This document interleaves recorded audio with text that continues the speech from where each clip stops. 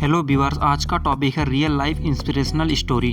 ये real life inspirational story Lionel Messi के जीवन की है। तो चलिए वीडियो शुरू करते हैं। दोस्तों, लियोनेल मेसी एक ऐसा लड़का जो अपने सपनों को पूरा करने के लिए लाइफ के सारे समस्याओं से लड़ता हुआ दुनिया का सबसे महान फुटबॉल खिलाड़ी बनता है। लियोनेल मेसी का जन्म 24 जून 1987 को अर्जेंटीना में एक मिडिल क्लास फैमिली में हुआ था। उनके पिता जॉर्ज मेसी एक स्टील के कंपनी में मैनेजर थे और उनकी माता एक कामकाजी महिला थी। मेसी के माता पिता फुटबॉल प्रेमी थे, जिसके कारण उनके बच्चों को भी फुटबॉल में काफ़ी ज़्यादा इंटरेस्ट हो गया था। मेसी जब 10 साल के थे तभी से उनके लाइफ में संघर्षों की शुरुआत बहुत ही नाटकीय तरीके से हुई।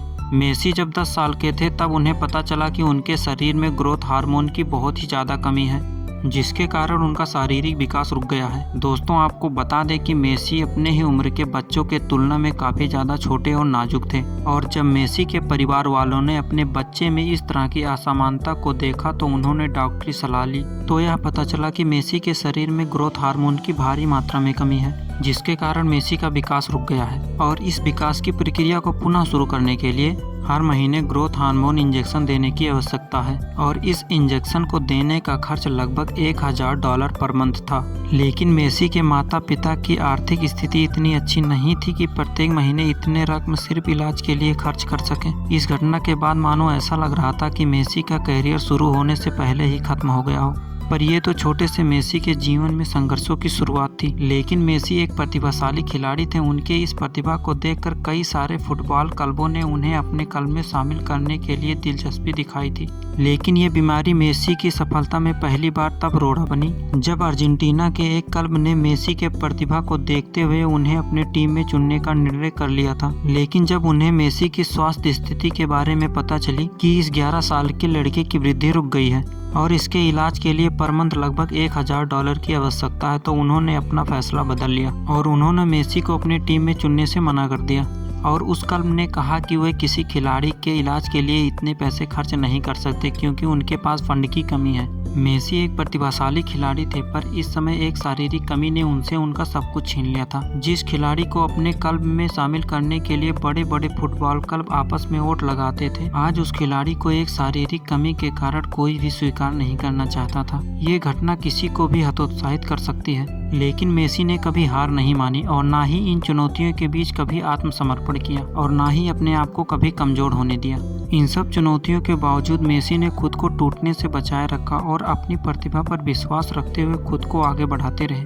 पर वो कहते हैं ना कि जुनूनी और प्रतिभाशाली लोगों के दुख ज़्यादा समय तक नहीं रहते, और मेसी अपने सारी कमियों को अनदेखा कर जिस तरह मेसी अपनी प्रतिभा और मेहनत को बढ़ाते रहे, वो आखिरकार रंग लाई।